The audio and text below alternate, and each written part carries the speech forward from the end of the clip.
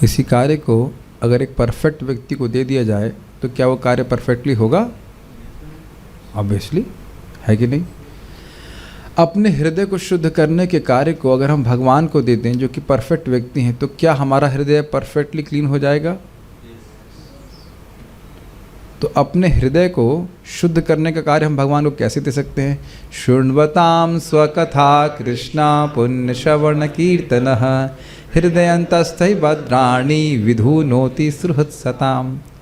जो व्यक्ति भगवान श्री कृष्ण की कथा को सुनता है, या और स्पष्ट कहें तो सुनने का जिसने आग्रह जागृत कर लिया है, उसके हृदय को भगवान स्वयं ही साफ कर देते हैं।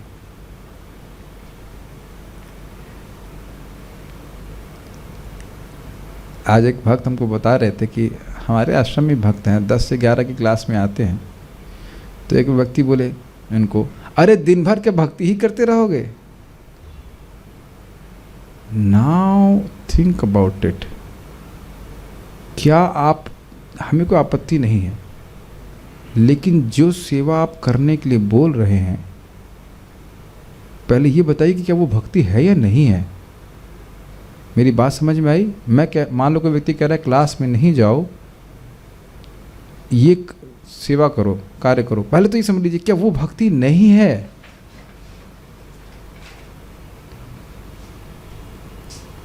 विचार कीजिए, क्या वो क्लास ना जाकर के कोई और सेवा कर रहा है, क्या वो भक्ति नहीं? पहले ये बताइए। तो इसलिए ये शब्द कहना कि दिन भर ही भक्ति करते रहोगे, ये तो गलत है, सिद्धांतिक रूप से गलत है। जी हाँ, दिन भर ही भक्ति करनी है। अन्यों की तो बात छोड़ दीजिए, ब्रह्मचारी को तो दिन भर ही भक्ति करनी है।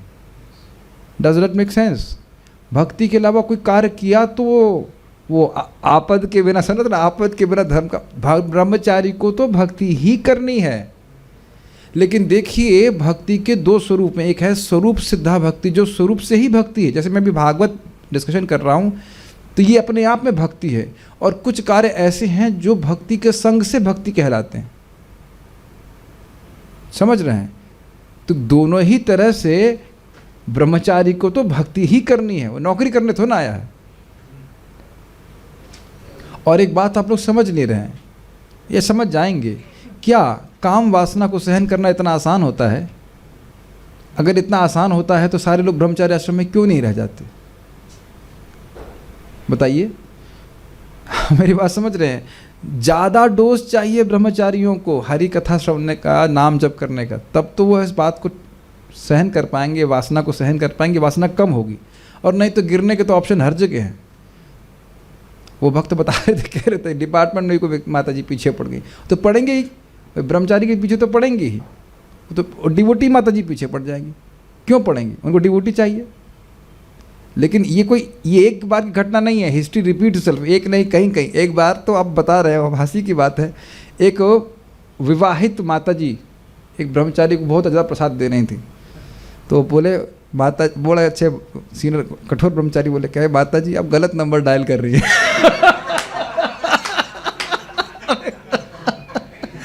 क्या बात है, आप रॉन्ग नंबर डायल कर रही है। और जब चलता ही रहता काम तो सभी के हृदय में है कि नहीं, लेकिन लोग डायल करेंगे नंबर आपका। समझ लीजिएगा, ये मैं नहीं बोल रहा हूँ। रामकृष्ण प्रभु आए थे ना, वो मुझे बता रहे थे 3 लाख नाम जप करने वाला, और उसको भी कोई आकर के बोलती है, माता जी आकर उनको बोलने के लिए, हमारे संग होली खेलोगे? हाँ, कह रहे हैं देवता छोड़ते नहीं हैं, वो किसी न किसी को प्रेरित करेंगे इस प्रकार से।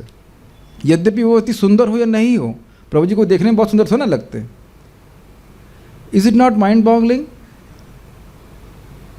तो अधिक ज़्यादा डोज की जरूरत है, जिसको अच्छे से धर्म का पालन करना है ब्रह्मचारियों को। आप देखो हमारे श्रीमान राधेश्याम प्रभु 6-6 घंटा प्रतिदिन श्रवण कराते हैं नए भक्तों को। हमने सुना है, मॉर्निंग क्लास, उसके बाद प्रसाद लेकर 10 बजे फिर क्लास, उसके बाद फिर क्लास ही क्लास रहता है। और ये एकदम सिद्धांतिक है। भगवद गीता में आप 3 या 4 अध्याय में भगवान कहते हैं, श्रोतादीनी अपने कान को वह भगवान को समर्पित करता है। ये ब्रह्मचारी के बारे में बोला। और ब्रह्मचारी मतलब जो व्यक्ति ब्रह्मचारी का पालन करना चाहता है वो मटीरियल वाइब्रेशन से दूर रहे। मटीरियल वाइब्रेशन से ही इच्छा भोग्य आती है। प्रजल्पा ब्रीड्स अनर्थस। समझ रहे हैं बात? जितना हम लोग भगवान की चर्चा करेंगे उतना ही मन को आप देखेंगे कि हमारा मन पवित्र रहता है। मैं इस बात पे बोल रहा हूँ कि जितना कथा कृष्ण कथा हम कर सकें यही जीवन। अच्छा, ये मेरे ओपिनियन व्यक्तिगत नहीं है। 12:3:15 देख लीजिए क्या लिखा है इसमें। 12:3:15 में लिखा हुआ है कि सुबह और शाम भागवत पढ़नी चाहिए और फिर दिन भर पढ़नी चाहिए। भक्तों के संग सुबह शाम तो कथा सुननी ही चाहिए और दिन भर सुननी चाहिए। और दिन भर सुनने के लिए अगर नहीं मौका है, अवकाश नहीं है, नौकरी वोकरी जो करनी है तो ठीक है करे, वो अलग बात है, लेकिन सुबह शाम तो करना चाहिए एटलीस्ट। और फिर अगर समय मिले तो दिन भर करना चाहिए। लिखा है, यही लिखा है 12:3:15। गलत तो नहीं बोल रहे, झूठ तो नहीं कह रहे। ठीक, सूत गोस्वामी जी बोल रहे हैं जहाँ तक मैं स्मरण है। हाँ, तो मेरा तो ओपिनियन नहीं है, नहीं, सूत गोस्वामी जी का है जी, सुखदेव गोस्वामी। तो एक्चुअली बात क्या है? बात यह है कि मानव जीवन शुद्धिकरण के लिए ही है और किसी चीज़ के लिए नहीं है। तो अब आप ये देख लीजिए कि हम जो कोई कार्य कर रहे हैं, जहाँ पे अपनी एनर्जी लगा रहे हैं समय रूपी, उससे मेरा शुद्धिकरण कितना हो रहा है, और कहीं प्यूरिफिकेशन की जगह प्यूट्रिफिकेशन नहीं तो नहीं हो रहा है, ये भी देख लेना चाहिए सेवा के नाम पर। प्यूरिफिकेशन एंड प्यूट्रिफिकेशन समझते हैं? प्यूरिफिकेशन मतलब शुद्धिकरण और प्यूट्रिफिकेशन मतलब सड़ना। प्यूरिफिकेशन की जगह प्यूट्रिफिकेशन तो नहीं हो रहा, ये देख लेना चाहिए। और ये सारी चीज़ों का विवेक निर्माण होता है श्रवण से। श्रवण बिना विवेक का निर्माण नहीं हो सकता कि मेरे लिए क्या अच्छा और क्या नहीं अच्छा। चलिए, हम अब आप इस अध्याय में इतनी सूक्ष्म सिद्धांत सुनने वाले हैं धर्म के कि आप लोग मन प्रसन्न हो जाएगा। बहुत अद्भुत धर्म का सिद्धांत है। हम लोगों ने सुना कि मान लो बैल प्रश्न करे कि आप किसी का निग्रह कर रहे हैं और किसी पर अनुग्रह कर रहे हैं, इसका प्रयोजन क्या है? तो उन्होंने क्या बोला था परीक्षित महाराज ने? राज्ञो ही परमो धर्मः स्वधर्मस्थानुपालनम शासतोन्यान यथा शास्त्रम अनापद्य उत्पथानिह। राजा का यही परम धर्म है। क्या धर्म है परम? स्वधर्मस्थ अनुपालनम। जो स्वधर्म में स्थित हैं, जो अपने धर्म में स्थित हैं, उनका निरंतर ही पालन करते रहे, कभी उनको निराश्रयता का अनुभव नहीं हो। शाश्वतो अन्यान, और अन्य लोग जो अधर्म में निष्ठ हैं, यथा शास्त्रम, जैसा शास्त्र का विधान है, और अनापद्य उत्पथानिह, जो लोग आपद के बिना धर्म को छोड़ते हैं, उनको शासतः अर्थात उनको दंड दे, लेकिन शास्त्र के अनुसार, क्रूरता के अनुसार नहीं। ये आपको पता होना चाहिए कि कलयुग में बहुत से राजा ऐसे हुए हैं कि जो लोगों को केवल क्रूरतावश दंड दिया करते थे, बहुत भयानक रूप से। यह कोई तरीका नहीं है। ओके, अब ये सब बात जब उन्होंने सुनी तो परीक्षित धर्म ने क्या कहा उसको आप देखना पड़ेगा नहीं, सॉरी, देखते हैं पड़ेगा नहीं, देखते हैं, देखना पड़ेगा नहीं होता है। सुन रहे हैं हम लोग। Why is just giving feedback? एक ही है, दूसरा वाला भी ऑन तो नहीं? ठीक है। प्रथम स्कंद 17वां अध्याय 17वां श्लोक। धर्म उवाच एतद्वः पाण्डवेयानां युक्तमार्तभयं वचः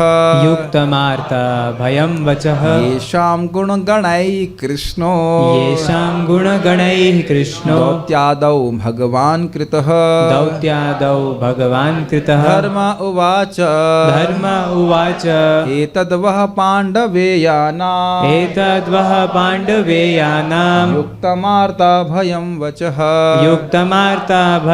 येषां गुणगणैः कृष्णो दौत्यादौ भगवान् कृतः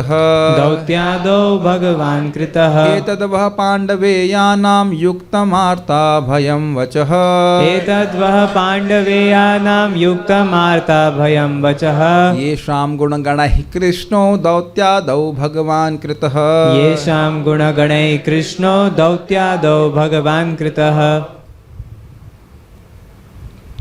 धर्म ने कहा, अभी आपने जो शब्द कहे हैं वे पांडव वंशीय व्यक्ति के लिए सर्वथा उपयुक्त हैं। पांडवों के भक्तिपूर्ण गुणों से मोहित होकर ही भगवान कृष्ण ने दूत का कर्तव्य निभाया।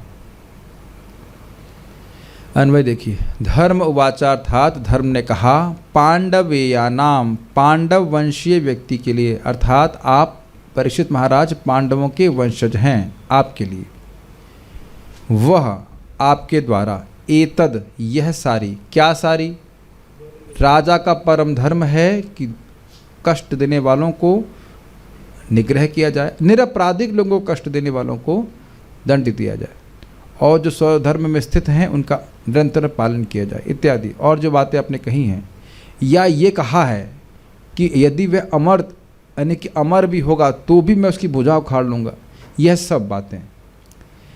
एतद, यह सारी, आर्ता भयम, आर्ता प्लस अभयम, आर्ता प्लस भयम नहीं, सॉरी आर्ता नहीं, आर्त प्लस अभयम, आर्त प्लस अभयम। लोग ऐसे संदेह से देख रहे हैं, कहाँ है, कैसे तोड़े इसको। क्यों नहीं पढ़ी संस्कृत? कितने नंबर आए थे 8वीं में संस्कृत में? 99। तो ठीक है, अच्छा है। 96, हाँ आप लोग पढ़े संस्कृत? 96, तब तो समझ में आ रहा है।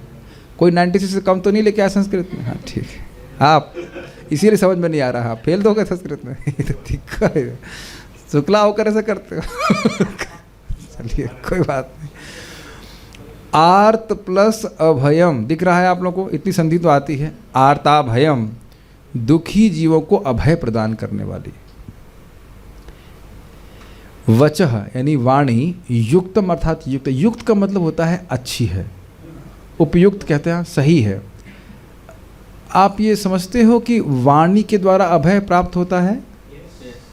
वाणी के द्वारा भय और अभय दोनों प्राप्त होता है। मान लो आप कहीं कुछ कार्य कर रहे हैं और वो कार्य आप किसी को बोलते हो कि भाई हमको समझ नहीं आ रहा है कैसे होगा, और व्यक्ति बोल देता है अरे आप चिंता मत कीजिए हम कर लेंगे इसको, तो आप अभय चिंता से मुक्त हो जाते हैं ना। अब पता नहीं वो करेगा कि नहीं करेगा, बोलने मात्र से तो हो जाता है आप चिंता मत कीजिए हम देख लेंगे उसको, है कि नहीं। श्रील प्रभुपाद जी इसी बात को बताते हैं कि देखो भाई जगत में लोग ऐसा बोलते हैं ना, अब आप चिंता मत करिए हम देख लेंगे, तो उसी समय आप निश्चिंत हो जाते हैं। उसी प्रकार से भगवान बोल रहे हैं सर्वधर्मान परित्यज्य मामेकम शरणम व्रजा अहम त्वाम सर्व पापेभ्यो मोक्षयिष्यामि मा शुचि। तुम चिंता मत करो, तुम मेरी शरण में आओ बस। और भगवान के पास सामर्थ्य है करने का। और मान लीजिए कहे कि पूरा विश्व आ जाए तो भी कोई दिक्कत नहीं है। आर्ता भयम वचः युक्तम, यानी कि देखिए इसका अर्थ क्या है। इसका अर्थ यह है कि पांडवों ने भी इसी प्रकार से दुखी लोगों को शरण प्रदान करी है।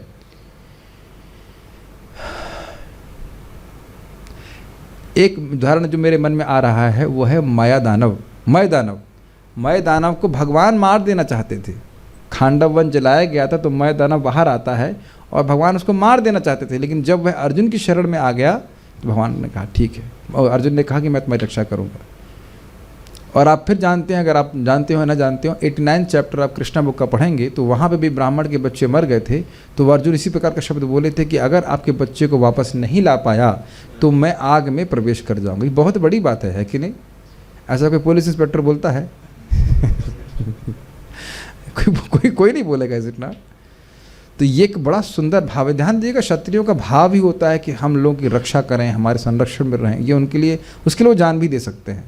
केवल युद्ध नहीं करने, केवल युद्ध ही करने में ऐसा नहीं उनको रुचि हो रही है। तो कह रहे हैं युक्त है, ऐसा ही आपके पूर्वजों ने किया है और आप भी इसी प्रकार से कर रहे हो, बहुत अच्छी बात है। फिर उनके गुणों का स्मरण कर रहे हैं।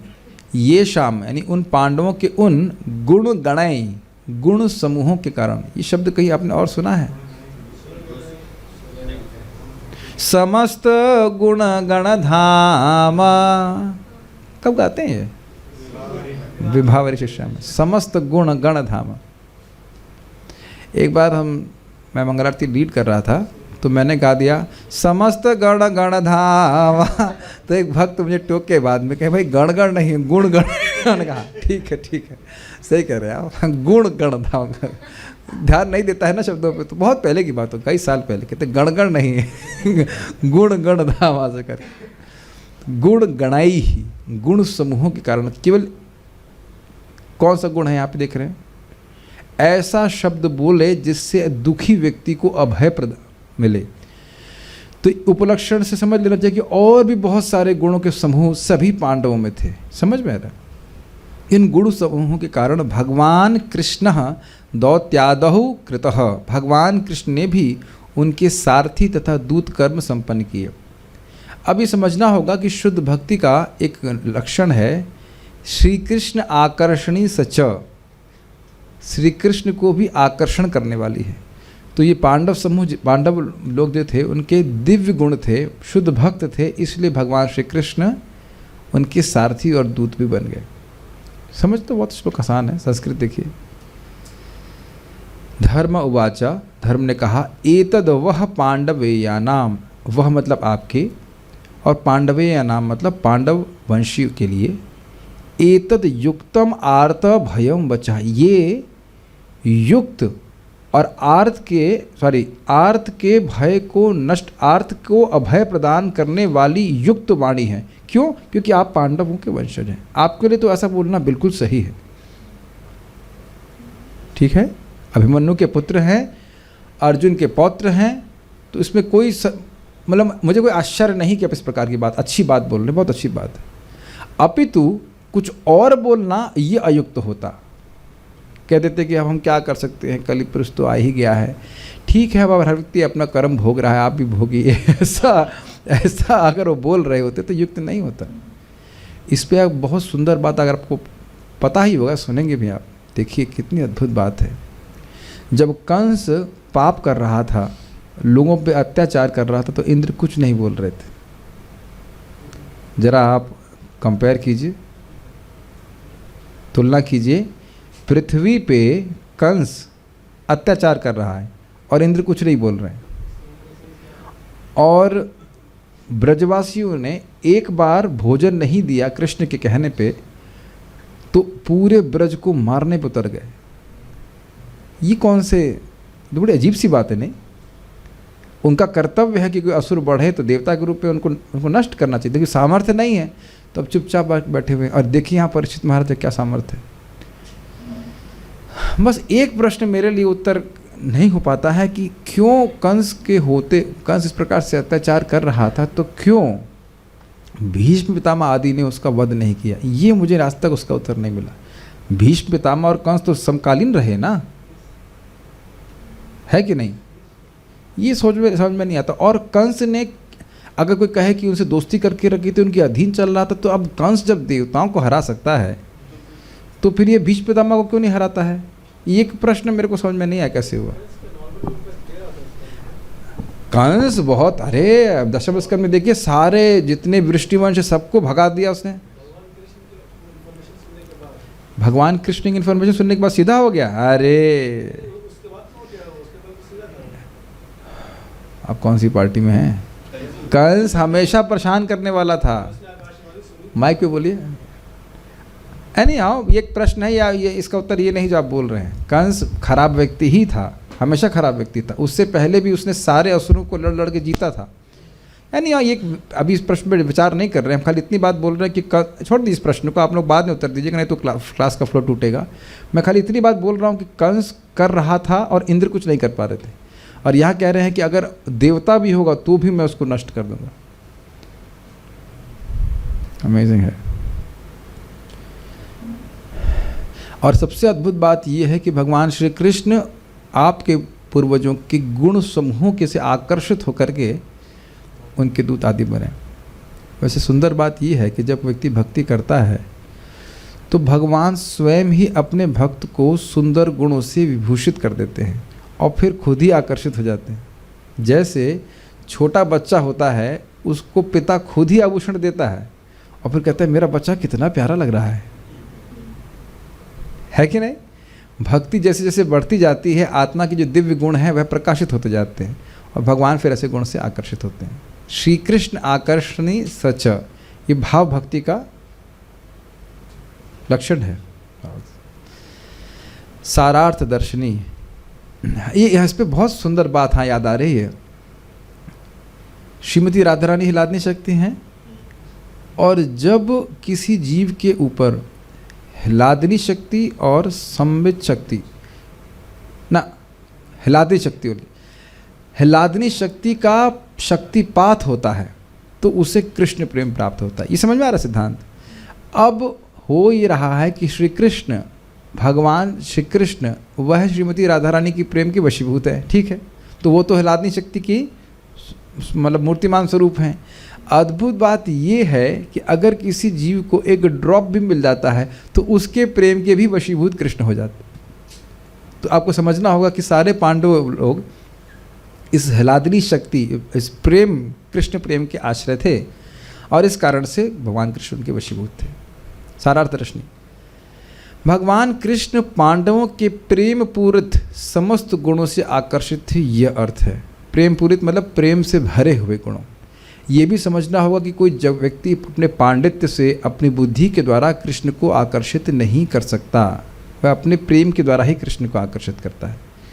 नेक्स्ट, क्योंकि भगवान श्री कृष्ण एकमात्र प्रेम के वशीभूत होते हैं तथा चूंकि आप अर्जुन के ही समतुल्य गुणों वाले उनके ही पौत्र हैं, अतः कृष्ण आपके गुणों के भी अधीन हैं, अतः आपके लिए क्या असंभव है, अर्थात कुछ भी असंभव नहीं है, यह भाव है।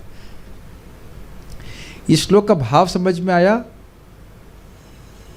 एक बात उन्होंने यह कहा कि आपके लिए जो आपने बोला है ये सब बात युक्त है, और दूसरी तरफ बोल रहे हैं कि आपके गुणों के, आपके पूर्वजों के गुणों के कारण कृष्ण उनके अधीन हो गए। तो दोनों बातें सही हैं, लेकिन लिंक क्या है चक्रवर्ती बात बता रहे हैं। इस श्लोक के दो भागों के दो बातें बोली गई। एक आपने जो बोला वो युक्त है, चलो युक्त है, ठीक, अच्छी बात बोल रहे हैं, और दूसरा बोल रहे हैं कि आपके पूर्वजों के अर्थात अर्जुन आदि के गुणों के कारण कृष्ण उनके अधीन थे। तो अब ये इन दोनों बातों को लिंक कर रहे हैं, समझ में आ रहा है? आप जो इतनी बड़ी बात कहे हैं कि मैं देवता को भी दंड देने का सामर्थ्य रखता हूँ, या वो व्यक्ति इस पूरे जगत में कहीं पे भी चला जाए उसको मुझसे भय होगा, ये अब क्यों कह पा रहे हैं? ये क्यों कह पा रहे हैं? क्योंकि कृष्ण आपके भी प्रेम के अधीन हैं। ये बात आप लोग कृपया, अगर समय मिलेगा, वैसे तो हम इंग्लिश क्लास में डिस्कस करने वाले हैं, 5:1:35 में कहा गया है कि जो व्यक्ति षड रिपुओं को, काम क्रोध आदि को, 6 वेगों आदि को जीत लेता है भगवान की शरणागत होकर, उसके लिए कुछ भी असंभव नहीं, जैसे कि प्रियव्रत महाराज ने दूसरा सूर्य ही बना दिया था। It's very astonishing, is it not? दूसरा सूर्य बना, सुन तो लिया आपने, विश्वास है कि सत्य है, तो अब सोचिए कितना कठिन कार्य है। कठिन नहीं, असंभव कार्य है। कहो कि आपके चाचा जी क्या कर रहे हैं? सूर्य बना रहे हैं। सूर्य बना रहे हैं। ये कहो हैलोजन बना रहे तो समझ में आता है, सूर्य बना रहे हैं। प्रियव्रत महाराज किसी के चाचा है कि नहीं? किसके चाचा है बताओ? ध्रुव महाराज के चाचा है। तो ध्रुव महाराज क्या है, तो पूछा जाए क्या कर रहे हैं चाचा जी? चाचा जी सूर्य बना रहे हैं। चाचा जी सूर्य बना रहे हैं। This will be astonishing. कहेंगे पागल हो गए हो क्या? वैसे ध्रुव महाराज तब तक भगवान के धाम चले गए थे, लेकिन एक बात कहने की बात बोल रहा हूँ कि पूछा जाए कि चाचा जी क्या करते हैं? सूर्य बना रहे हैं। हाँ, तो अब क्या कर रहे हैं? चलिए तो कर रहे, उससे पहले क्या कर रहे थे? रथ के पहिए से वो समुद्र को बांट रहे हैं। समझ में आ गया? आप शरणागत हो इसलिए कृष्ण शक्ति दे रहे हैं। ये हम पहली बार नहीं सुन रहे। आपको याद आ रहा है कि कृष्ण गोपियों के बारे में बात आई थी, भीष्मदेव बोल रहे थे कि भगवान अर्जुन के प्रेम के भी वशीभूत हैं, लेकिन उन्हें अपने सारे गुण अर्जुन को नहीं दिए हैं, और गोपियों के प्रेम के इतना वशीभूत है कि अपने सारे गुण भगवान ने उनको दे रखा है। बिना अभ्यास के उनको रासलीला आदि करना, मैं कैसे नृत्य करना, वो सब आ जाता है। बहुत पहली बात चर्चा हुई थी, याद होगा आपको। समझ में आ गया कि क्या बोल रहे हैं? कह रहे हैं कि क्योंकि भगवान कृष्ण ही आपके अधीन हैं, इन द सेंस आपके प्रेम के अधीन हैं, तो अब आपके पास कितना सामर्थ्य हो जाएगा, इसकी कोई लिमिट नहीं है। मैं आपको पहले भी याद दिला चुका हूँ कि बृहत भागवतामृत में वर्णन है, गोप कुमार कृष्ण के प्रेमी हैं और ब्रह्मलोक जाते हैं, और उनकी इच्छा हो जाती है ब्रह्मा जी बनने की। तो ब्रह्मा जी कुछ घबरा जाते हैं, कुछ तो हो जाता है, वो छोड़ के चले जाते हैं, वो ब्रह्मा बन जाते हैं और पूरे ब्रह्मांड के जीवों को वो शुद्ध भक्ति में नियोजित कर देते हैं। ये तो सबसे कठिन कार्य है। तो कितना भक्त का सामर्थ्य प्राप्त हो सकता है भगवान की भक्ति करके, से कोई लिमिट नहीं है। तो यही बोल रहे हैं कि आपके लिए कोई भी कार्य असंभव नहीं है। मुझे पूरी बात आपका विश्वास है कि आप एक एक बात जो बोल रहे वो क्या कहेंगे, हेकड़ी नहीं दिखा रहे। हेकड़ी बोलते हैं? हेकड़ी नहीं बोल रहे हैं, आपके एक एक बात, हाँ हाँक नहीं रहे, एक एक बात आप जो बोल रहे हो सत्य है, ये कहना चाहते हैं। तात्पर्य, महाराज परीक्षित द्वारा जो आश्वासन तथा वचन दिए गए वे उनकी वास्तविक शक्ति की अतिरंजना करने वाले नहीं थे। समझ में आया? Is not exaggeration of his capacity, वो वाकई करने में समर्थ थे। महाराज ने कहा था कि धर्म का उल्लंघन करने वाले यदि स्वर्ग के निवासी हों तो भी वे उनके कठोर शासन से बच नहीं सकते। वे मिथ्या ही गर्वित नहीं थे, क्लियर, क्योंकि भगवत भक्त भगवान के ही समान और कभी कभी उनकी कृपा से उनसे भी बढ़कर शक्तिशाली होता है। और यदि भक्त कोई वचन देता है तो भले ही समान रूप से उसका पूरा होना कठिन लगे, लेकिन भगवान की कृपा से यह वह ठीक से पूरा हो जाता है। कौन से वचन याद आ रहे हैं आपको? अर्जुन ने एक वचन लिया था कि जयद्रथ को मारना है। कितना कठिन कार्य था, उसे कल्पना नहीं कर सकते आप। उसके लिए महाभारत पढ़ लीजिएगा, इसको बंद कर सकते हैं, इट्स टू कोट। और फिर अर्जुन ने संकल्प लिया था कि मैं ब्राह्मण के पुत्र को लेके आऊँगा, कि तो वो तो और कठिन कार्य, ब्रह्मलोक तक छानना पड़ा तब भी नहीं मिला। ब्रह्मांड के बाहर चला गया था, महाविष्णु लोक में उनका बच्चा चला गया था ब्राह्मण का, वहाँ से भगवान कृष्ण उसको लेकर के आए। इजी है ना? बहुत इजी है। भगवान के गुरुजी सांदीपनि मुनि ने कहा ना, उनकी पत्नी ने कहा कि मेरे मरे हुए बच्चे को वापस ले आइए। ये तो असंभव बात है ना, वह भी भगवान करके दे दिए। प्रहलाद महाराज ने कहा कि यहाँ पे पिलर में भगवान हैं, फोड़ के प्रकट हो गए। ब्रह्मा जी से बड़ा राज्य, हाँ ब्रह्मा से बड़ा राज्य था, वैकुंठी दे दिए। बताइए किसकी पूजा कर रहे हैं? खुश हो जाए करिए किसी पूजा कर रहे हैं आप। और प्रभुपाद जी ने क्या कहा है? जो व्यक्ति 16 माला का जाप करेगा, 4 नियमों का पालन करेगा, वो इसी जन्म में भगवान के पास चला जाएगा। ऐसे आपको बहुत कठिन लग रहा होगा भगवान के पास जाना, और है भी, लेकिन सारी अयोग्यताओं के बाद भी ये चीज़ अगर हम पकड़ लें तो आप देखेंगे कि ज़रूर भगवान के पास पहुंच जाएंगे, और इसी जन्म में पहुंच जाएंगे। और हम लोग यही सोचते रहे कि कैसे हो जाएगा, कैसे हो जाएगा, संदेह कर रहे हैं। आप श्रील प्रभुपाद जी की बात पे विश्वास करके चल रहे हो, ये क्यों नहीं समझते हैं?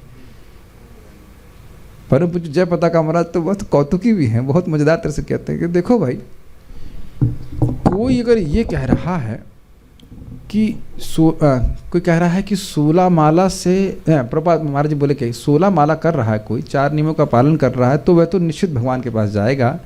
लेकिन जो कह रहा है ध्यान दीजिएगा, जो कह रहा है कि 16 माला करने वाला 4 नियमों का पालन करने वाला नहीं जाएगा, उसके बारे में हम कुछ नहीं कह सकते, because that person is doubting Srila Prabhupada's words. इसीलिए प्रभुपाद जी कहा करते थे कि कोई व्यक्ति 16 माला कर रहा है तो उसकी आप निंदा मत कीजिए। जो थोड़ा बहुत गंदगी है, कुछ कचरा है, वो भगवान के नाम उच्चारण से सब साफ हो जाएगा। लेकिन इसका अर्थ यह नहीं है कि हम 16 माला कर रहे हैं तो हम कहें कि अब हमारी को गलती मत देखना। हमेशा हम अपने को इम्प्रूव करने का प्रयास करना चाहिए, बट आइडिया इज़ दैट कि निंदा नहीं करना चाहिए। आप लोगों को लग रहा होगा कि बहुत आसान है, बैंड बज जाती है, लोगों को बैंड बज जाती है। बता रहा हूँ ना, इतनी परीक्षा होती है, किसी दिन आपका गला खराब होगा, कभी कुछ बुखार होगा, कभी कुछ होगा।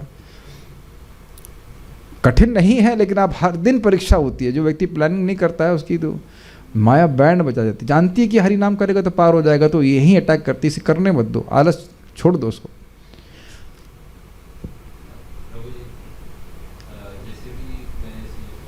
अभी हम बहुत बीच में कोई चीज़ कमेंट्स नहीं लेंगे। जो हम बोल रहे हैं बहुत स्पष्ट है, ठीक है? आप बाद में बताइएगा कुछ पूछेंगे तो हमको बहुत अच्छा लग रहा है। ये बात बार बार आती है हमको, तो यही बात बार बार आती है कि समान रूप से पहुंचना बड़ा कठिन लग रहा है। और चलो मान लो कि कहे कि अरे ठीक है वैकुंठ पहुंच जाओगे, गोलोक थोड़ा ना पहुंचोगे। गोलोक कैसे पहुंच जाओगे? 16 माला में गोलोक पहुंच जाओगे। ये तो आप स्वीकार कर सकते हैं कि हाँ ठीक है वैकुंठ पहुंच जाएंगे, गोलोक कैसे पहुंच जाएंगे? तो समझ में आ रहा है? कठिन है। वो राग मार्ग में भजन करेंगे, ये करेंगे, वो करेंगे, और बिल्कुल सही बात बोल रहे हैं। राग मार्ग में आप भजन करेंगे तब गोलोक की प्राप्ति होती है। लेकिन अगर प्रभुपाद जी ने कह दिया है तो आपको गोलोक की प्राप्ति हो जाएगी। यद्यपि वो सारी योग्यता वो दे देंगे। अब ऐसा प्रयास कीजिए उनको प्रसन्न करने का। ये क्लियर समझ लीजिए, प्रभुपाद बहुत सिंपल तरह से बता रहे हैं। आप जैसे पढ़ते जाओगे दिखाई पड़ेगा, preaching is the easy way to please Krishna. बस आप कल्पना नहीं कर, और बहुत आसान है प्रचार करना। अगर आपने किसी भक्त को सुबह फोन करके उठा दिया, ये प्रचार नहीं है। और आपने नहीं किया होता तो गया ना उसका उस दिन का ब्रह्म मुहूर्त। Sometimes people just don't understand. Hotel में होटल नहीं, क्या कहते हैं, हॉस्पिटल में केवल सीएमओ की जरूरत नहीं होती है, नर्स की जरूरत होती है, क्या कहते हैं, हर प्रकार का, सभी का उद्देश्य होता है। कोई इंजेक्शन लगा रहा है, कोई बेड साफ कर रहा है, कुछ कर रहा है ताकि व्यक्ति ठीक हो जाए। Yes no? तो लोग सोचते हैं प्रचार मतलब केवल व्यास आसन में बैठ के कुछ बोलेंगे तभी प्रचार होगा। आपने किया ना प्रचार, वहाँ मंदिर घर में व्यास आसन है,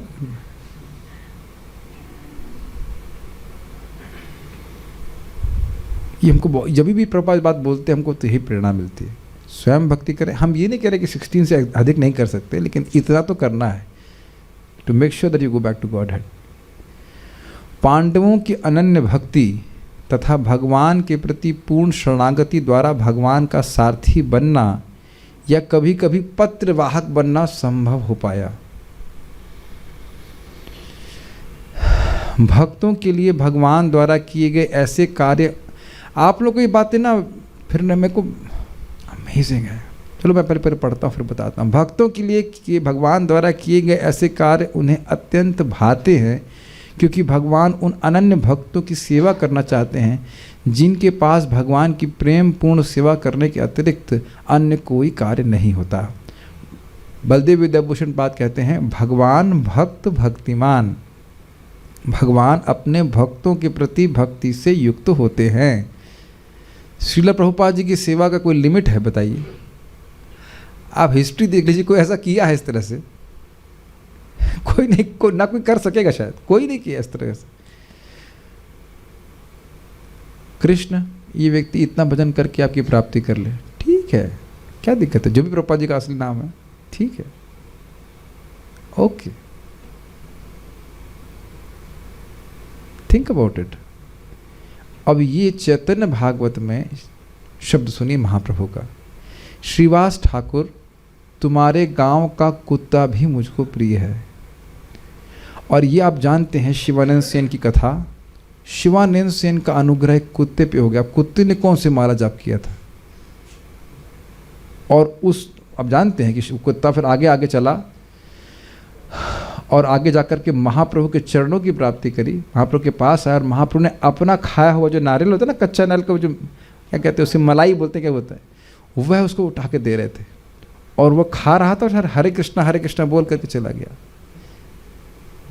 ये बताइए कि अगर कोई व्यक्ति आपको गोली मारने पे तुलाई हुआ है तो कहाँ बचेंगे? Scene change. अब कोई व्यक्ति प्रेम देने पे तुला हुआ है तो कहाँ बचेंगे? महाप्रभु नित्यानंद प्रभु प्रेम देने पे तुले हुए हैं।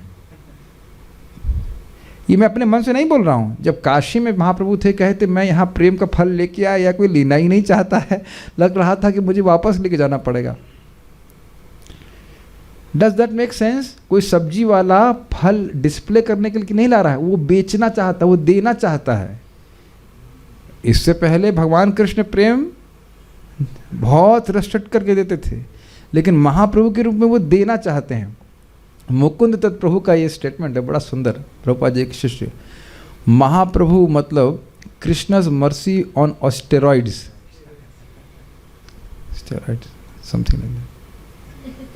अच्छा सिस्टम, वही भगवान इस प्रकार से दे रहे। तो ये विचार करके समझ लीजिएगा। परम पूज्य राधानाथ महाराज बोल रहे थे, servant of a pure devotee what austerity he has to do. शुद्ध भक्त के सेवक की क्या तपस्या है? कोई तपस्या नहीं है। आप फिर देख लीजिए, महाप्रभु का अभिषेक हो रहा था और एक दुखिया, एक सामान्य स्त्री पानी ला रही थी, तो महाप्रभु बोले इसका नाम क्या है? कभी कभी लोग सोचते हैं कि जब तक हम लाइमलाइट में नहीं आएंगे तब तक हमारी सेवा को देखेंगे नहीं भगवान। तो वहाँ तो कोई नहीं देख रहा था उनकी सेवा को, लेकिन महाप्रभु देख रहे थे। नाम क्या है इसका? ऐसे नाम नहीं पता उनको, लेकिन जो भी है तो दुखिया नाम है इसका। ये कैसा नाम है? आज से इसका नाम सुखी करे, सुखिया कर दो, और उसे कृष्ण प्रेम दे दिया। सी, इसीलिए माया क्या करेगी, किसी तरह भक्त को इस्कॉन से बाहर निकलने के लिए रीज़न देगी। देखो उसने तुम्हारे प्रति कितना खराब बर्ताव किया, कैसे तुम इस इस्कॉन में रह सकते हो। कितने खराब लोग हैं। खराब लोग हमेशा मिलेंगे, हर संस्था में मिलेंगे, लेकिन इसका मतलब ये नहीं कि हम समुद्र में कूद जाएं। सेवक अर्जुन के भगवान के विख्यात सखा सेवक अर्जुन के पौत्र महाराज परीक्षित अपने पितामह की ही भांति शुद्ध भक्त थे। मतलब परीक्षित महाराज शुद्ध थे, अतएव भगवान सदैव उनके साथ थे। यहाँ तक कि जब वे माता के गर्भ में थे और उन पर अश्वत्थामा की ज्वलंत ब्रह्मास्त्र का प्रहार हुआ था, तब भी वे उनके साथ थे। तो आप समझ ही सकते हैं कि वह भगवान कृष्ण को कितने प्रिय होंगे, या ये कहें कि हम लोग समझ भी नहीं सकते कि वो कृष्ण को कितने प्रिय होंगे। दोनों ही बात कह सकते हैं। भक्त सदैव भगवान के संरक्षण में रहता है, अतएव महाराज परीक्षित द्वारा दिया गया संरक्षण का आश्वासन निरर्थक नहीं हो सकता। अब इसको थोड़ा समझने का प्रयास कीजिए, ये कैसे होता है, इतने सामर्थ्य से परीक्षित महाराज ने कैसे कर दिया। इसके बारे में छोटी सी कहानी सुनाना चाहते हैं। सच्ची घटना परम पूज्य राधा गोविंद महाराज सुना रहे थे कि एक बार एक पतिव्रता स्त्री कपड़ा खरीदने के लिए गई और वहाँ वो पूछी ये साड़ी दिखाओ, वो साड़ी दिखाओ। माता जी तो परेशान करते ही हैं, ये साड़ी दिखाओ, ये दिखाओ, वो दिखाओ। तो वो थोड़ा उद्विग्न हो गया, कहे तुमको लगता है लेना नहीं है, खाली ऐसे देख रही हो। अब उसको सुन करके उसको बहुत दुख लगा, और उसके पति बहुत धनवान थे, सज्जन पुरुष थे। तो वो गई या जो भी फ़ोन किया हो, जैसे भी रहा हो, कह रहे कि इसने ये बोला है हमको कि तुम लेना नहीं चाहती हो, केवल देख रही हो, हमको बहुत दुख लगा है। हम चाहते हैं कि आप इसकी सारी साड़ी खरीद ली, सारी दुकान की सारी साड़ी खरीद लीजिए। तो उन्होंने भी, क्योंकि पत्नी ने सेवा इस प्रकार से करी थी, तो उन्होंने ठीक है आप बताइए कितना पैसा आता, जो भी मूल्य रखा होगा वो चेक भिजवा दिए। तो सारी साड़ी खरीद करके गरीबों में बंटवा दिया। समझ गए? क्या उस पत्नी का सामर्थ्य था कि वो साड़ी खरीद ले? नहीं, वो तो अपने लिए भी एक साड़ी खरीदी तो पति के पैसे से ही खरीदती ना, लेकिन सेवा के दौरान इतना संतुष्ट किया था कि पति कुछ भी करने के लिए तैयार है। Does that make sense? तो उसी प्रकार से सेम शुद्ध भक्त हैं तो उनकी इच्छा जो है वो पूर्ण करते हैं कृष्ण। षडांग शरणागति होय बेजहार, तहार प्रार्थना सुने श्री ब्रजेंद्र कुमार। जिसकी षड अंग शरणागति होती है उसकी प्रार्थना को भगवान सुनते हैं। समझ में आ गया? इसीलिए दीक्षा का महत्व है। इसलिए मतलब एक कारण यह भी है कि महान भक्त के आश्रय में आप जब उनकी दीक्षा प्राप्त करके भजन करते हैं तो उनकी प्रार्थना रहती है कि हे कृष्ण, इस जीव को आप स्वीकार कर लीजिए। अगर आपको इस पे विश्वास नहीं हो रहा है, ऐसे तो हो ही रहा होगा, लेकिन विश्वास नहीं हो रहा, तो मैं शास्त्र प्रमाण दे रहा हूँ। आप मणिग्रीव और नल कुबेर के दिव्य गुणों का वर्णन कीजिए। When they're doing their gandharva things जब वो गंधर्व के रूप में थे, उनके क्या दिव्य गुण थे, इससे तो हर भक्त परिचित है, उसको बताने की जरूरत नहीं यहाँ पे। लेकिन किसी तरह से नारद जी के सामने आ गए और नारद जी के मन में आ गया कि इनका उद्धार होना चाहिए, इन्हें कृष्ण के चरणों की प्राप्ति होनी चाहिए। तो उन्हें शाप दिया कि 36,000 साल तक तुम पेड़ बन जाओ। लेकिन बड़ी रोचक बात है कि कृष्ण जब उन पेड़ों को देख रहे होते हैं तो पता क्या बोलते हैं? मेरा इनसे कोई मतलब नहीं है। It's amazing. मेरा इनसे कोई मतलब नहीं है, लेकिन मेरे प्रिय भक्त नारद ने कहा है कि इनका उद्धार होना चाहिए, इसलिए देखिए भगवान चल के घुटने के बल चल चल करके गए, विशेष रूप से उन दो का उद्धार किया और उन्हें शुद्ध भक्ति प्रदान करी। अब तो बड़ा प्रमाण समझ में आ रहा है। लेकिन आप जानते हैं कि दीक्षा का स्टैंप लेने के लिए दीक्षा नहीं लेनी चाहिए। दीक्षा काले शिष्य करे आत्मसमर्पण, सेई काले कृष्ण करे तार आत्मसम। अब इससे अधिक क्या कहा जाए? दीक्षा के समय शिष्य समर्पण करता है कि गुरु महाराज की आज्ञा के अनुसार चलूंगा, तो उसी दिन से कृष्ण उसको अपना मानते हैं। अब लेकिन समझना चाहिए कि दीक्षा का मतलब भी समझ लेना चाहिए। दीक्षा का मतलब है शिक्षा गुरु या दीक्षा गुरु के मार्गदर्शन में भक्ति करना। मेन बात शिक्षा का पालन करना। ये नहीं कि हमारी भी दीक्षा हो गई है, क्या प्याज लहसुन अब प्याज लहसुन थोड़ा बंद करना होता है। अब घर में प्याज लहसुन भी चल रहा है, सब कुछ चल रहा है, तो ऐसा थोड़ा होता है। कान फुकाव दीक्षा से मतलब नहीं होता। शिष्य करे आत्मसमर्पण, देन इट्स अ प्रोसेस। मैं ये सब बातें इसलिए बोल रहा था कि महान भक्त के आश्रय में रहकर व्यक्ति भजन करता है तो भगवान का विशेष संरक्षण उस व्यक्ति को प्राप्त होता है। ये बात बोल रहा हूँ। धर्म ने उस तथ्य को स्वीकार किया और राजा को अपनी उच्च प्रतिष्ठा के अनुकूल आश्वासन देने के लिए धन्यवाद दिया। ठीक है, एक श्लोक हम और बोलेंगे, ये बड़ा सुंदर है। प्रश्न क्या था परीक्षित महाराज का? आख्याही, आप ये बतलाएं कि आपको ये कष्ट किसने दिया है, यही प्रश्न था। तो अब ये कहना है कि हमको समझ नहीं आ रहा है कि हमें कष्ट किसने दिया। कितने आश्चर्य की बात है ना।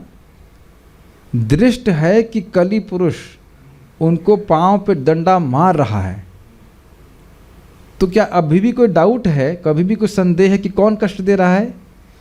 देख रहे हैं कि कितनी घुमा के बात हो रही है, कितना सूक्ष्म बात हो रही है।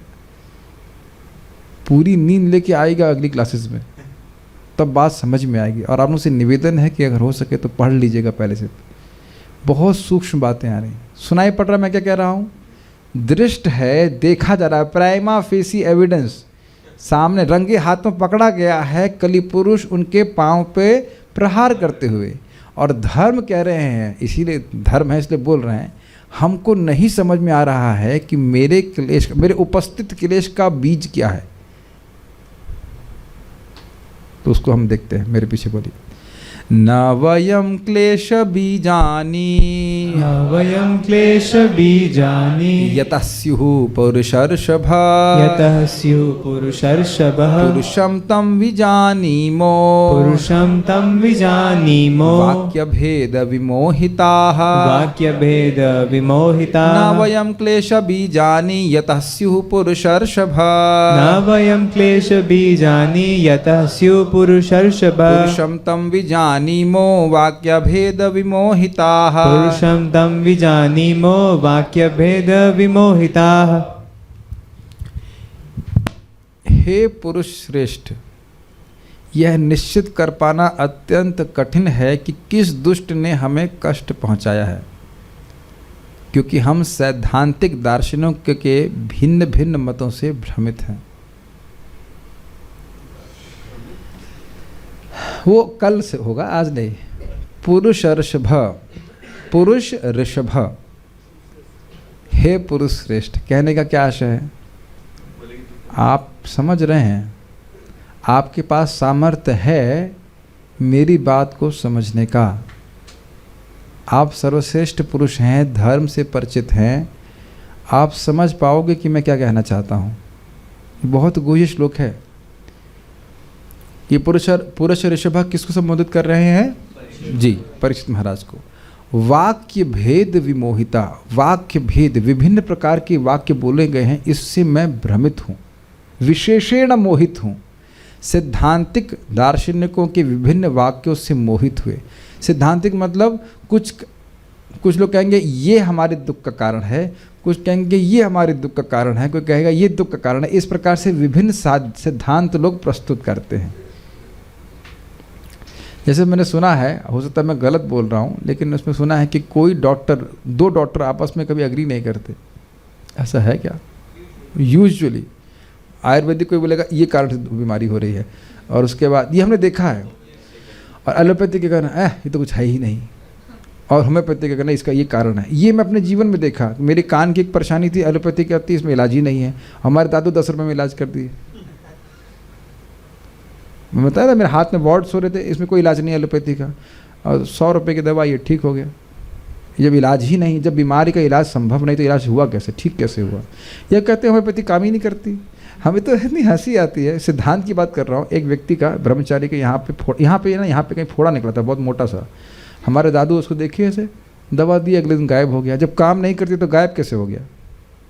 काम नहीं करता तो कैसे गायब हो जाता है बताइए? तो यहाँ देख रहे हैं कि लोग मतलब अलग अलग डॉक्टरों में मतभेद होता है, नाना मुनि नाना मत, अपितु मुनि को मुनि कह ही नहीं सकते कि उसका मत अलग ना हो। ये पता है या क्या है वो, या सब ऋषि यस्य मतम न भिन्नी, उसको ऋषि कहेंगे नहीं उसका मत अलग ना हो तो ये और बात है, अलग अलग ऋषियों को सुनेंगे तो अति भ्रमित हो जाएगा। तो कह रहे हैं कि भाई इस संबंध में कि जीव को कष्ट कौन दे रहा है, लोगों के अलग अलग वाक्य हैं, तो इसलिए कह रहे हैं वाक्य भेद विमोहिता। हे पुरुष श्रेष्ठ, आप जानते ही हैं बहुत सारे सिद्धांत प्रस्तुत करते हैं विभिन्न प्रकार के दार्शनिक, हमको नहीं समझ में आ रहा है कि हमारे दुख का कारण क्या है, हम भी मोहित हो गए। आपने अनुभव किया है, कोई डॉक्टर के पास जाएंगे ये परेशानी है, फिर दूसरा बोलेगा नहीं वो परेशानी है, फिर कहेंगे हमारी ये परेशानी है कि हमको समझ में नहीं आ रहा है कि हमारे परेशानी का कारण क्या है कि नहीं। ठीक ठीक बताएंगे तो हम उसका इलाज कर सकते हैं। ये भी होता है कि नहीं, डायग्नोसिस में वेरिएशन होता है, तो डायग्नोसिस करने में लोगों की बहुत मत है, ये कहना चाह रहे हैं। वयम तम पुरुषम ना विजानीमः, इसलिए हम उस पुरुष को नहीं जान रहे हैं, यथा क्लेश बीजानी, जिससे कि क्लेशों के कारण उत्पन्न होते हैं। अब ये बड़ा रहस्यमय बात है। अरे दिख तो रहा है ये मार रहा है आपको, ये दुख दे रहा है, यही तो मानते हैं ना हम लोग। आज इस जीवन में कोई व्यक्ति हमको दुख दे रहा है तो वही हमारे क्लेश का कारण है ना, है ना, है ना। और हम ये नहीं देख रहे कि पिछले जन्म में हम उसको कितना दुख दिए हैं, तो कौन हमारे क्लेश का कारण है। हाँ, अब एक मत आप लोग का आ गया कि हम खुद हैं उसको हम कल चर्चा करेंगे, अलग अलग मत हैं। तो फिर क्या करें, हमने पिछले जन्म में उनको कष्ट दिया होगा, इसका मतलब उसने पिछले जन्म में हमको कष्ट दिया होगा, ऐसा करके कुछ आप कुछ भी सोच सकते हैं। तो ये निर्णय करना कि वाकई किससे कष्ट प्राप्त हो रहा है ये हम समझ नहीं पा रहे हैं। इसलिए धर्म यद्यपि कलपुरुष से दंडित हो रहा था, पदाघात उस पर हो रहा था, लेकिन वह उनका विरोध नहीं कर रहे हैं। बड़ा अजीब सी बात है नहीं, बहुत अजीब सी बात है कि नहीं। जो व्यक्ति दुख दे रहा है, राजा सामने है और वह बोल रहे हैं कि ना ये हमारे क्लेश का कारण है, ये हम नहीं समझ पा रहे हैं। क्लेश बीजानी शब्द है यहाँ पे, बीज मतलब शुरुआत। इस समय हमें क्लेश प्रस्तुत हो रहा है, लेकिन मेरा ये कहना ये सोचना कि ये मेरे क्लेश का बीज है, ये गलत होगा। मैंने मान लीजिए कुछ गलत कार्य किया, जरूरी नहीं है कि मैं आपको ही दुख दिया हूँ, मैं किसी और को दुख दूंगा तो वो दुख तो मुझे किसी और के द्वारा भी तो प्राप्त हो सकता है। ये संभावना भी है कि नहीं। एक संभावना ले लीजिए कि मान लीजिए किसी व्यक्ति ने किसी को दुख दिया और फॉर एग्जाम्पल वो व्यक्ति डिवोटी था, भगवान के धाम चला गया, तो अब भगवान के धाम से आकर के तो वह दुख देने आएगा नहीं ना। या वो मान लो स्वर्ग चला गया, कुछ भी चला गया, तो वह तो दुख देने आएगा नहीं, लेकिन उस कर्म का परिणाम के कारण दूसरे लोग तो दुख दे सकते हैं ना।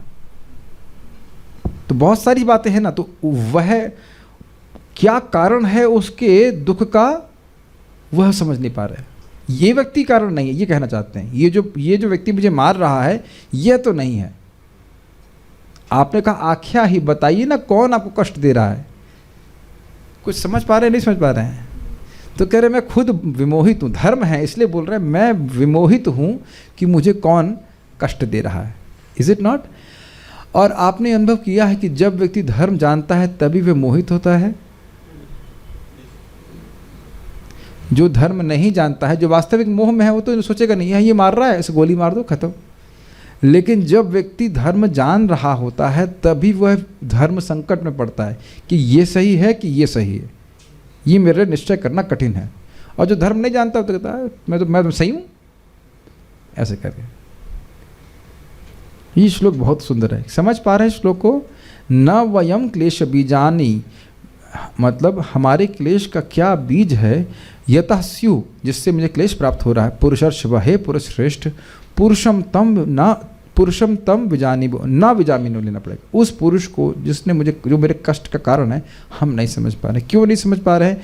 वाक्य भेद विमोहिता। विभिन्न प्रकार के सिद्धांतिक दर्शन कहते हैं कि जीव का ये दुख का कारण है, ये दुख का कारण इत्यादि इत्यादि, इस कारण से मोहित हुआ है। सारार्थ दर्शनी, मैं उस व्यक्ति को नहीं जानता जिससे क्लेश के बीज उदित होंगे, किंतु आप उस व्यक्ति को क्यों छुपाते हैं, जबकि मैं तो आपको क्लेश देने वाले पुरुष को भी देख रहा हूँ। समझ में आया? परीक्षित महाराज पूछे कि भाई दिख तो रहा है आपको दुख दे रहा है, तो आप ये छुपा क्यों रहे हैं कि हम नहीं जानते, हम नहीं जानते, ऐसा क्यों बोल रहे हैं? सत्य है कि वह मुझे क्लेश दे रहा है। कौन? जिसको भी आप देख रहे हैं, हम मान रहे हैं कि दुख दे रहा है, किंतु मेरे क्लेशों का कोई मूल अवश्य होना चाहिए जिसके कारण ही वह मुझे क्लेश दे रहा है। आप क्लियर हो गया? ये मुझे कष्ट दे रहा है, लेकिन कोई कारण रहा होगा जिसकी वजह से मुझे कष्ट दे रहा है। मैं पहले भी बता चुका हूं, आप सबका अनुभव होगा इस जीवन में कि कोई व्यक्ति आपके बहुत अनुकूल था और अचानक, क्या बोलते हैं, अचानक ही वह एकदम प्रतिकूल हो जाता है। और फिर ऐसा भी होता है कि वो प्रतिकूल होने के कुछ समय के बाद फिर अनुकूल भी हो जाता है। ऐसा हुआ है कभी? हुआ ना? अपने ही व्यक्ति एकदम प्रतिकूल अचानक हो जाते हैं, वो कहते हैं हमने ऐसा क्या कर दिया भाई?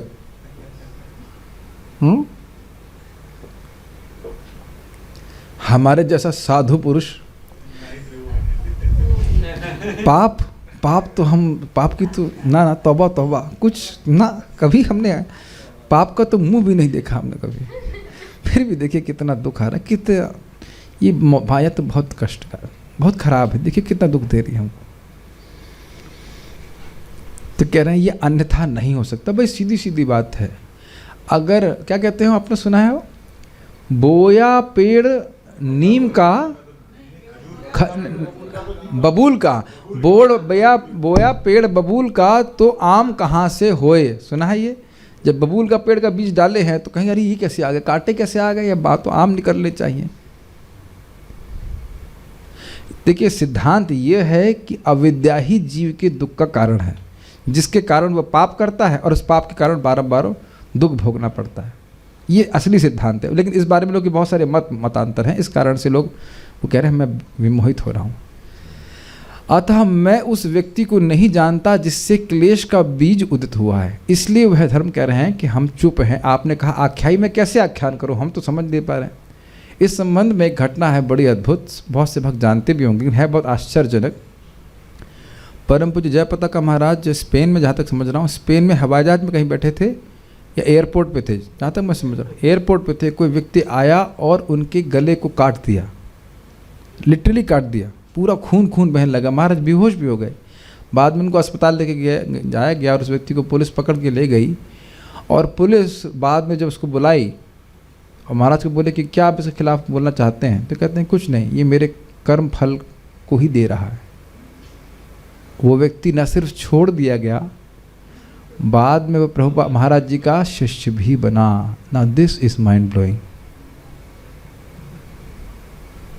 और हमने सुना है कि प्रभुपाद जी महाराज जी को बोले कि तुम वजन बढ़ाओ। महाराज पहले मोटे नहीं थे, तो ऐसा सुनते हैं कि वो इधर महाराज के गले में ना काफ़ी मांस था, इस कारण से नस बच गई बस। आप कहेंगे प्रभुपाद जी को कैसे पता था? स्पेशली महाराज जी को बोले कि आप अपना वजन बढ़ाइए। एक्सेप्शनली मोटे हैं, मतलब थे महाराज। पहले आप देखेंगे जमाने का उम्र में वो बहुत पतले थे, विश्वास भी नहीं होता कि ऐसे ऐसे मोटे हो गए। ऐसा लगता है कि महाराज विशेष करके वजन बढ़ाए, गुरु के आज्ञा है जो भी थी। लेकिन महाराज वैसे बहुत कौतुकी हैं, बहुत कौतुकी, अभी भी कौतुकी है महाराज, बहुत मजाक करते हैं। लेकिन ऐसा था। एक बार और बड़ी, वैसे आ रहा मुझे उनका स्मरण हो रहा, तो मैं तो बोलूँगा। एक बार महाराज ने किसी को दीक्षा दिया और वो व्यक्ति उसी दिन गंगा स्नान करने गया, और महाराज जी एक्सपर्ट तैराक हैं, तो वो डूब रहा था गंगा जी में। तो महाराज गए उसको बचा के लेके आए। तो महाराज आपने मुझे 2 बार बचाया है एक बार दीक्षा दिया, एक बार जान बचाई। This shows the tolerance of a devotee. तो यह कहना कि ये व्यक्ति जो मेरा गर्दन काट दिया है, ये मेरे कर्म ही मुझको दे रहा है,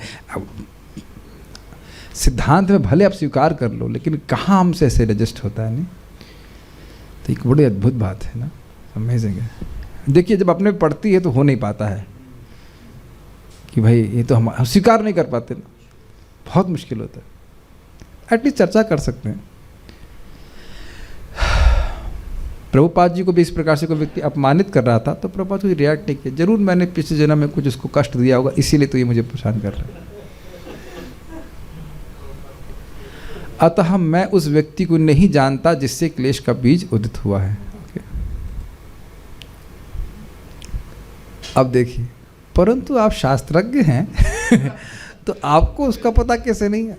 आप धर्म हो, शास्त्र जानते हो, सत्य है, परंतु बहुशास्त्र विज्ञता ही उन शास्त्रों को अनुचित रूप से समझने की हेतु है। समझ में आया?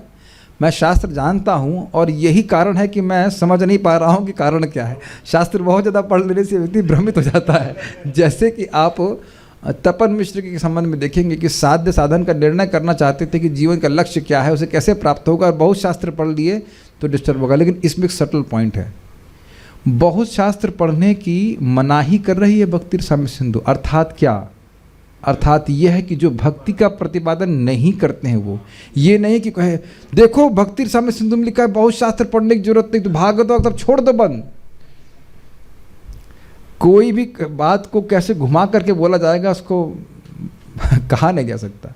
गीता, भागवत, नेटर ऑफ डिवोशन, भक्ति रसामृत सिंधु पढ़ने से हमारी भक्ति, ये भक्ति है। लेकिन अब कोई कहे कि मैं ये पढ़ूंगा, मैं वो पढ़ूंगा, ये शास्त्र वेद मीमांसा ये करने लग जाएगा तो उसका भक्ति वाला एलिमेंट डाउन हो जाएगा। किमन्य शास्त्र विस्तरई, और उसके बाद क्या है? किम वा परेरीश्वर। कोई और शास्त्र पढ़ने से क्या हृदय में भगवान ईश्वर तुरंत आते हैं? उत्तर नहीं आते हैं। तो क्यों पढ़ रहे हो उसको? ठीक है, तो गीता, भागवत, चैतन्य चरितामृत पढ़ना चाहिए। ये बहुत ज़्यादा पढ़ाई नहीं है, या एक दूसरी दृष्टि से कहे कि बहुत ज़्यादा पढ़ाई है। नंबर की दृष्टि से बहुत पुस्तकें नहीं, लेकिन आप देखिए ना कि एक एक श्लोक में कितना बड़ा प्रोग्राम, कितनी सारी वस्तुएं रखी हुई। तात्पर्य, संसार में ऐसे अनेक सैद्धांतिक दार्शनिक हैं जो कार्य कारण संबंधी, विशेष रूप से कष्टों के कारण तथा जीवों पर उनके प्रभावों के विषय में अपना अपना मत रखते हैं। ये लाइन समझ में आई? ये कार्य है, ये इफेक्ट दिख रहा है, इसका कारण क्या है? इसका कारण ये है, इसका कारण ये है, इसका कारण ये है। इसीलिए मैंने वैद्य का उदाहरण दिया, बुखार दिख रहा है या कुछ बीमारी दिख रही है, इसका कारण ये है, इसका कारण ये है, ऐसे ऐसे करके। ठीक। सामान्यतः जैसे मान लीजिए किसी खुजली हो जाए तो आप लोग क्या कहेंगे? इसमें हीट बढ़ी हुई, पित्त बढ़ा हुआ है, आई डोंट नो, आयुर्वेद के हिसाब से क्या कहा जाएगा? हाँ, पित्त और रक्त दोष कुछ ऐसा बोल जाएंगे।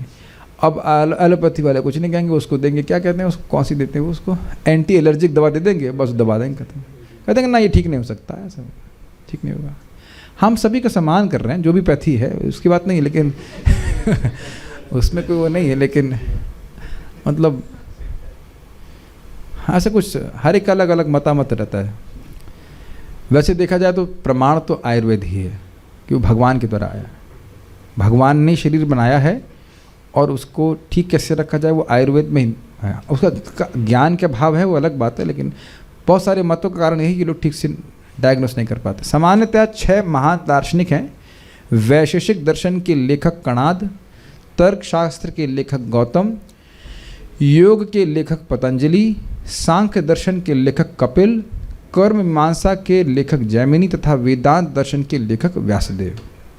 यद्यपि धर्म रूप बैल तथा पृथ्वी रूपी गाय भली भांति जानते थे कि मूर्तिमंत कली ही उनके क्लेशों का कारण है, फिर भी भगवत भक्तों के रूप में वे यह भी जानते थे कि भगवान की अनुमति के बिना कोई उनको कष्ट नहीं पहुंचा सकता।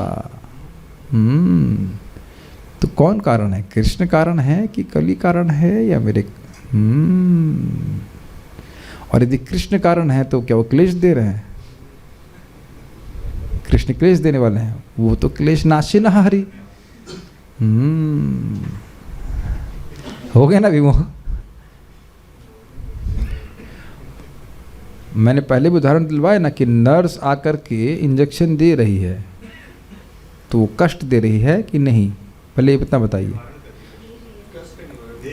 दिख तो हाँ, कष्ट दे रही है कि नहीं दे रही है? समझ गए? ठीक है। पद्म पुराण के अनुसार हमारे वर्तमान क्लेश पाप रूपी लता में फल लगने के कारण है, किंतु शुद्ध भक्ति का आचरण करने से ये पाप के अंकुर भी धीरे धीरे मुरझा जाते हैं। इसको समझने का प्रयास कीजिए। आज कोई बीज डाला गया है तो उसका फल तुरंत नहीं मिलता है। प्रभुपाद जी इसको 9.1 के लेक्चर में समझा रहे हैं इस बात को। कूटम बीजम फलोन्मुखम क्या है? प्रारब्धम अप्रारब्धम वा कूटम बीजम फलोन्मुखम क्रमेण एव फल प्रलीयन्ते विष्णुर्भक्ति रतात्मनाम। यही प्रपात कोट करने पद्म पुराण के। प्रारब्ध हो जो अभी हम भोग रहे हैं, अप्रारब्ध जो आगे आने वाला है, कूट है या बीज की अवस्था में है, उस सारे पाप क्रमशः नष्ट हो जाता है जो व्यक्ति भगवान विष्णु की भक्ति में रत रहता है। तो इसीलिए कह रहे हैं प्रभुपाद जी कि जो अभी क्लेश हम भोग रहे हैं वो क्या है, वो पाप हमने किया, हमको पता भी नहीं था कि वो पाप है। यस, क्यों पता नहीं था? क्योंकि हम अविद्या से ग्रसित हैं। अपने स्वरूप को भूल करके जीव कार्य कर रहा है, उसको पता ही नहीं कि ये पाप है। भाई जैसे हम लोग दाल चावल तो खाते ही थे, है ना, सब बचपन से, तो भगवान को भोग लगे तो खा रहे ना, तुलसी पत्ता डाल कर। हाँ, तो अब हम लोग दाल चावल खा ही रहे थे, तो कौन मानेगा कि पाप है? जो गीता पढ़ेगा बस वो मानेगा, बाकी तो कोई नहीं मानेगा। इसमें कौन सा पाप है? भुट्टे चबा लिए बाहर के, इसमें कौन सा पाप है बताइए? तुम लोग बहुत ज़्यादा बोलते हो भाई, हैं? अरे इतना बढ़िया समोसा बना रहा है, हाथ वाथ धुल के नहा धोकर, इतना अच्छा, अब 2 समोसे खाना कौन सा पाप है बताइए? तो हद कर दिया आप लोगों ने, है कि नहीं? लेकिन अगर कोई भगवत गीता का 3 अध्याय का 13वां श्लोक पढ़ेगा तो पाप है। भजे भुंजते तू अघम पाप, है कि नहीं? समझ गए ना मेरी बात? तो अब दबा के समोसे खा रहे हैं तो समोसे कहीं निकलेंगे ना आगे, है कि नहीं? वो जो पाप कर रहा है उसको भोगना पड़ेगा ना उसको। भुंजते तू अघम पाप ये पचंत आत्म कारणात्। अपने कारण से ही तो लड्डू पेड़ा खाते हैं, बताइए समोसा खा रहे हैं कि नहीं खा रहे? भगवान को कहाँ अर्पित करना?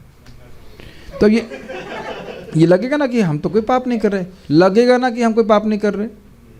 आजकल के ज़माने में तो रिश्वत लेने को भी कहते हैं, सब तो ले रहे हैं, सब लोग तो ले रहे हैं, क्या दिक्कत है? अरे हम नहीं लेंगे तो हम कोई बुरा कहेंगे, हमारा ट्रांसफ़र कहीं और कर दिया जाएगा इत्यादि। और लेने से कहाँ ट्रांसफ़र होगा? ये नहीं।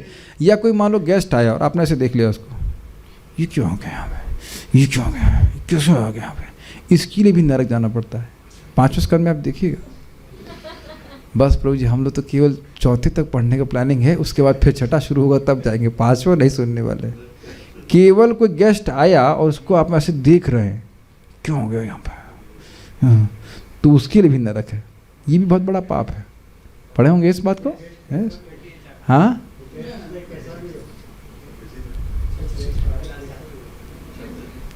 पार्थ कृष्ण प्रभु का प्रश्न है कि गेस्ट चाहे कैसा भी हो, हाँ, अगर दुश्मन भी है, देखिए सिद्धांत तो ऐसा है कि दुश्मन भी है तो उसको ऐसा प्रतीत नहीं होना चाहिए कि वह दुश्मन है। बताइए अर्जुन और दुर्योधन की दुश्मनी नहीं थी। अर्जुन जब मांगने के लिए गए थे 5 बाण, कितने प्रेम से दुर्योधन को रिसीव किए थे, है कि नहीं? दुर्योधन जब धर्म का पालन कर सकता है, मुझे पता है कि बहुत कठिन हो जाता है कभी कभी, some guest can be too strange, लेकिन लाइक दैट। यहाँ तक कि परम पूज्य राधानाथ महाराज बोल रहे थे कि अगर आप कोई व्यक्ति बहुत परेशान कर रहा है, मान लो आश्रम में रहने के योग्य नहीं है, तब भी उसको प्रेम और सम्मान के संग बोलना चाहिए कि आप चले जाइए, हम आपको आश्रम में नहीं रख सकते।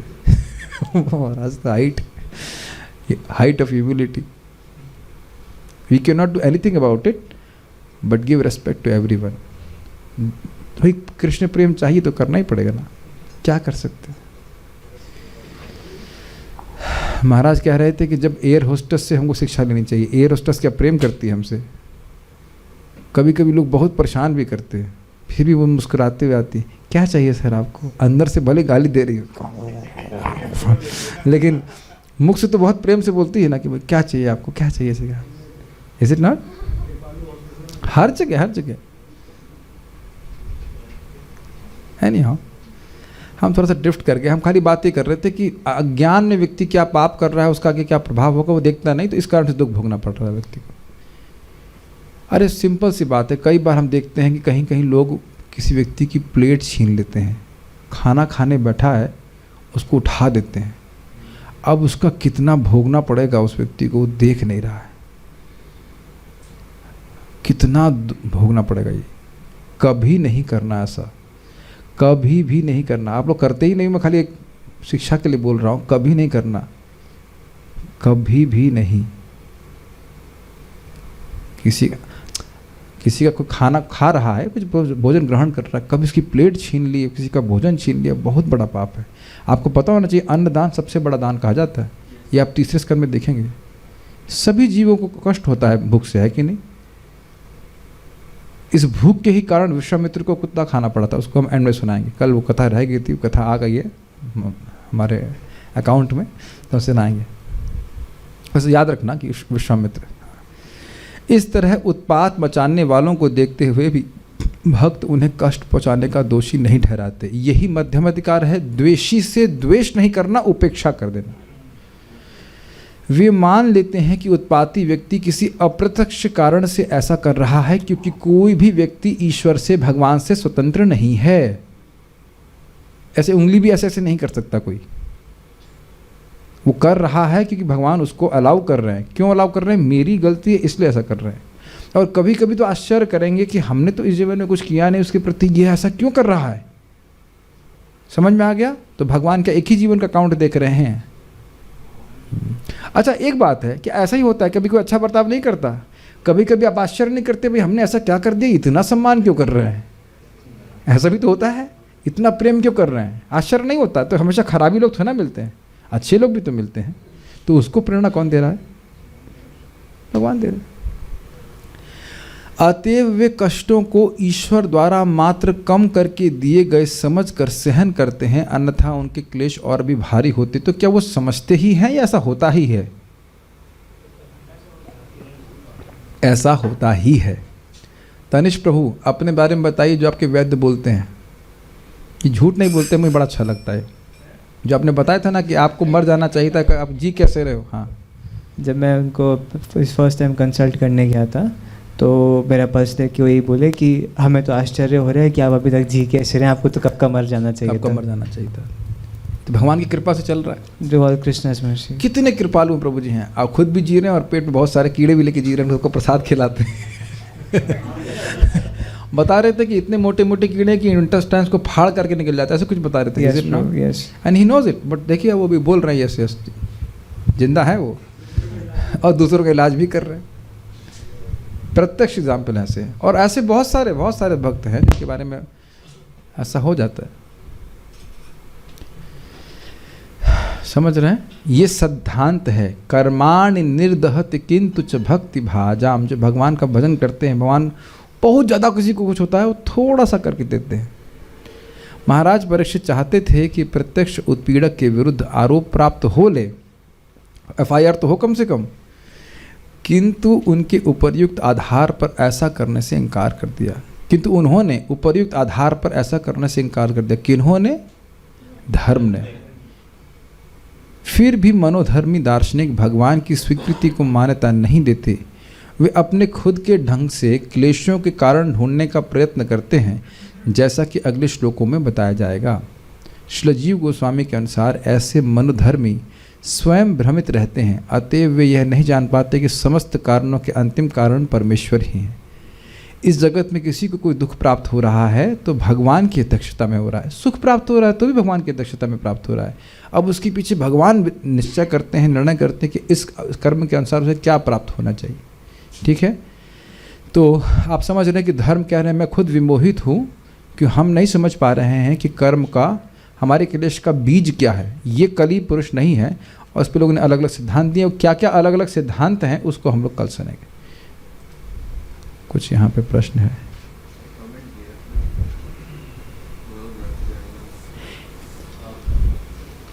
एक भक्त बोल रहे हैं कि मेरा तो नरक जाना पक्का है, because I hate people even my relatives also. नहीं, नरक नहीं जा सकेंगे आप, क्योंकि आपने हरे कृष्णा बोल दिया। जिह्वा न वक्ति भगवद गुणनाम ध्येयम। जिसकी जीभ ने एक बार भी भगवान का नाम नहीं बोला है उसको लेके आ सकते। तो आपको पहले सोचना चाहिए था। अब आपकी नरक की पिकनिक कैंसिल। तो आप नरक नहीं जा सकते। अब क्षमा कीजिएगा, ये आपको पहले सोचना चाहिए था। This is non returnable offer. जो हरि नाम कर दिया, भगवान को प्रणाम कर दिया, प्रसाद खा लिया, नहीं जा सकता। प्रचार के लिए बुला लें आपको तो अलग बात है, तो ऐसे तो नहीं जा सकते। ठीक है, ओके। हाँ, कुछ आप बोल रहे थे प्रभु जी? माइक पे पूछिए, माइक पे बोलिए, माइक दीजिए।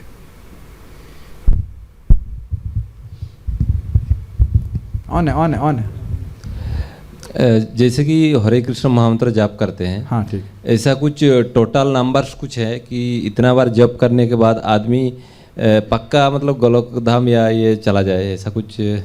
देखिए शास्त्र नहीं कहता है, शास्त्र नहीं कहता है, लेकिन डील्स व्यक्तियों के द्वारा साइन होती है।